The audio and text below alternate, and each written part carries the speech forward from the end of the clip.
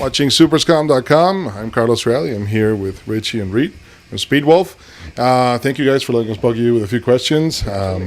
It's a pleasure to be interviewing you guys, being from here and doing a local show like this one. Very meaningful. So basically, we wanted to start for those fans who may not know you, kind of a little bit of an intro, a 101 about SPEEDWOLF. Musical style, the usual token questions, the influences, basically, musical philosophy, anything like that you guys want to share with upcoming new fans.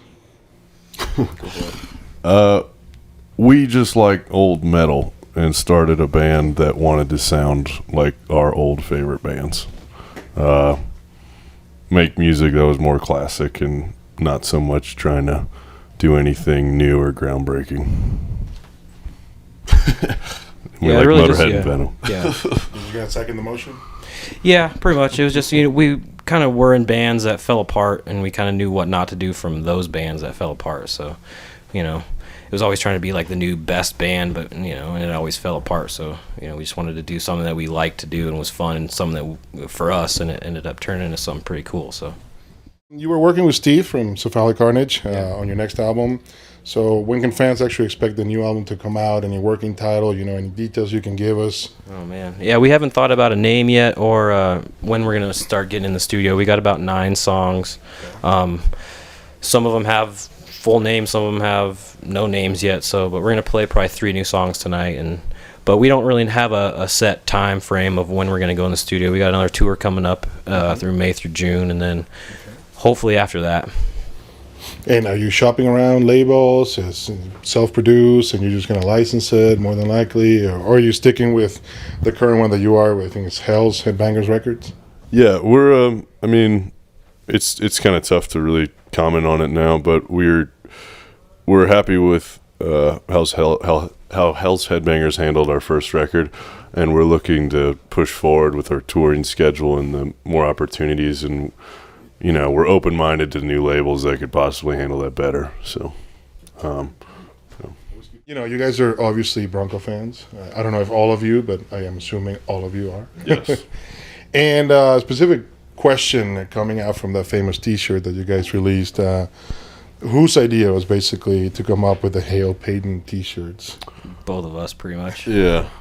It was like a kind of a drunken joke in a bar, and it was a few other friends helped along with the other parts of it and stuff. Yeah. And we made it thinking like only our friends would buy it for fun, and then it turned into this like internet sensation.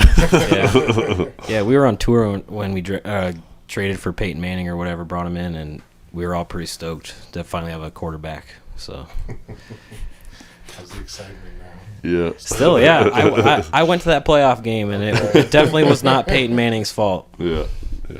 You go from Bronco fans. There you go. Yeah. No, hey, we remain neutral, man, on this one. But of course, you have sometimes the you say the situation where certain bands are more quote unquote famous or more well known in other niches outside of their local niche, if you will. So, is this a case for you guys? Where would you think your niche is as far as your fans right now, the most following, if you will?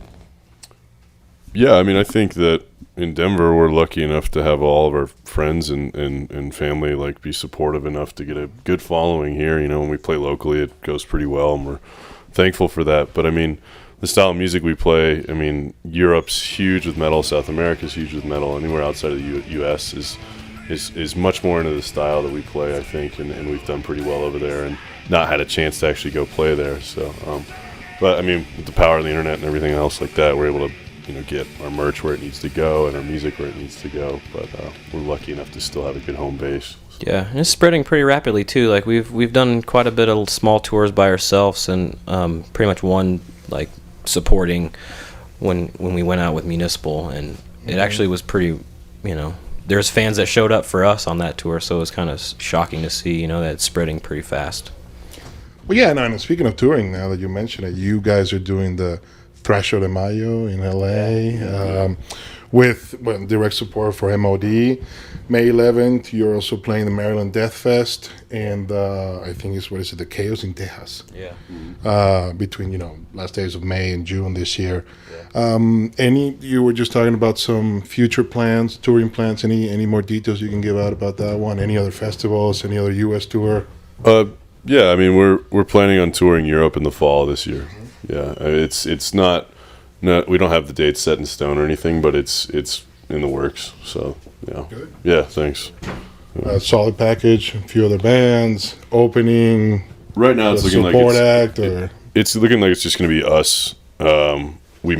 There's talks of us maybe doing some dates with Death Hammer, which is another Hell's Headbangers band, and then getting on some festivals and doing like a couple days with like some crust bands like Hellshock from Portland, and so it's going to be like a good mix of like festivals, DIY spaces, and all across the board. So Cool. Yeah. I watched the video for Denver 666 and hilarious. Where did you shoot that one? Was it Colfax that you were running around Yeah. with the wolf costume? Yeah, I got the wolf outfit and decided it was the day we got out of the studio finishing the last record, and That's a bunch of beer. Yeah, that's when I wrote on the roof right after the studio was in Barnett or whatever, right at Steve Goldberg's place. So it kind of went from there. We went there in Rock Bar where he used to work, and my friend Zach, who's the production manager at the Bluebird, he put it together. It was all on a digital camera, so that was all his handiwork. It was hilarious. Yeah, it was fun. And you have a new video that you just shot, right? Yeah. For the title track, actually, Speedwolf, right?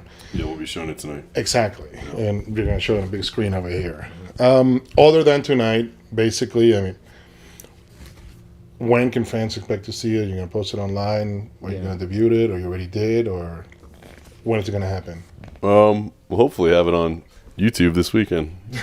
The guy that made it's right over there. You can't see him, but yeah, it'll be available online, like streaming and viewing and stuff. So yeah. And any more videos planned for the upcoming album? Not as No, of yet. Some No. ideas, Yeah. nothing. unless No, somebody not wants as to give yet. us a budget to work with. Yeah, I'm sure we'll figure something out in one of our stupors. Also, in true Colorado fashion, we love beer over here. And you guys have your own beer. You have the Death Ripper. Yeah. It's TRV, which is True, right? Brewing company. How did that happen for the band, for the beer? What is it? Basically, True Brewing opened within the past year and a half, and it was right by a house where some of us live. I started going there and hanging out a bunch with other metalheads and friends, got to know the owners really well. They were fans of the band and actually suggested to us that they wanted to make a beer for the band. And so they, my phone's ringing, sorry. And so we were like, yeah, we love beer. That'd be awesome. And we were like, we don't know anything about beer. Can we come and check it out? And so when they made it, we went down and watched the whole brewing process. And Yeah, I got to stir all the stuff together. yeah, Richie was in there. I was on top of it, man. It's a And, legitimate Speedwolf beer. Yeah, totally. You guys even touched it. Well, maybe not touched it, but Yeah. Yeah, he added the hops, and we got to do all that stuff. I think pretty cool. the stuff we actually made is gone. The first release is sold 7 kegs worth or something. Yeah, we had a big party for the day it came out, and Yeah. we pretty much drank all it's of it. not on tap anymore. I think it still is on that. Still is? Yeah. It was out for a couple weeks because they had to make more. They weren't expecting Yeah. they weren't expecting how thirsty we were. Yeah, it's back. Yeah, That is really cool. but it's like a still corn. available. We need Yeah. to go get it. It's a Fill another corn-based. glass. It's a corn-based kind, I think, not just a. Right? Yeah, it's known as a Kentucky Common. If you're a beer nerd, and it's made from corn mash, like whiskey is. So, but it's a super dark beer, but it's low and it's 5% alcohol, so you can drink 10 of them and be fine. If you can drink 10 and be fine. But Perfect metal beer. There you go, man. You're selling limited copies of Ride with Death on cassette. You released it that way, which is, of course, kind of retro fashion, quite interesting nowadays to release something on cassette. Seriously, I have my Walkman still in my house, and after I read the news, I'm like, I have to get one of those. How did this idea actually came about as far as releasing it on tape? Our first release ever was on tape. We did a demo.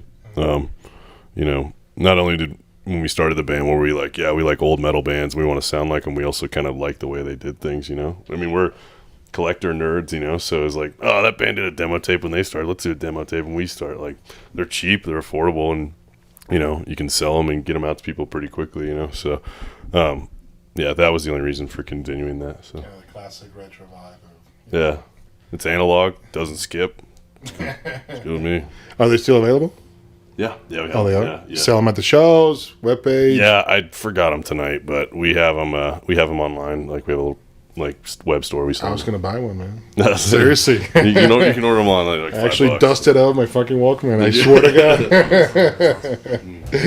God. Barney from Napalm Death actually joined you on stage back in November in Atlanta to cover, Iron Fist from Motorhead. So how was that experience for the band? So awesome. Mind blowing. Yeah. Well, I didn't know, because when he checked Napalm, he checked a spare microphone for his set, so it was on the ground ready for him. So I didn't know that. When he came out, I figured I wouldn't be able to hear him, and he was so loud, and he has a monster voice. So it was like, I almost stopped playing just to watch him sing the first time it happened, because I didn't think it was real. Yeah, I mean, we went from talking to him about Motorhead, like, all, being kind of fanboy, and like, oh yeah, Motorhead tattoo, to him being like, yeah, I'll sing it with you.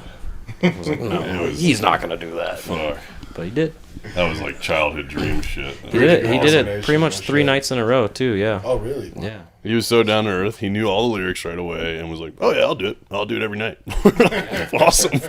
That's cool. Yeah, there was one night that he actually sang in every band. He did a song with Exhumed, a song with us, and a song with Municipal Waste, and he did his own. And it was Barney came up on every band, so he's super cool. Yeah. Oh, that's really good. That's good to share that stage experience, definitely. Yeah.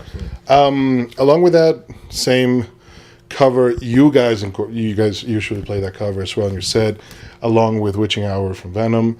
Are you planning on keeping a couple of rotating covers in the upcoming sets? After you release new material, you're going to have more new stuff to play, if you will, but you're still considering keeping the covers in? I mean, very, very classic, of course.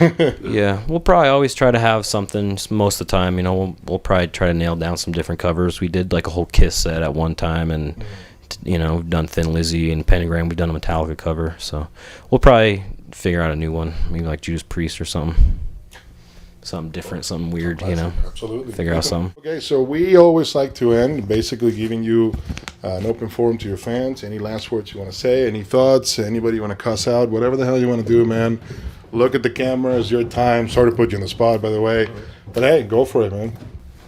I just want to tell everyone to come out to all the shows. If you see us coming to your town, come out to the shows.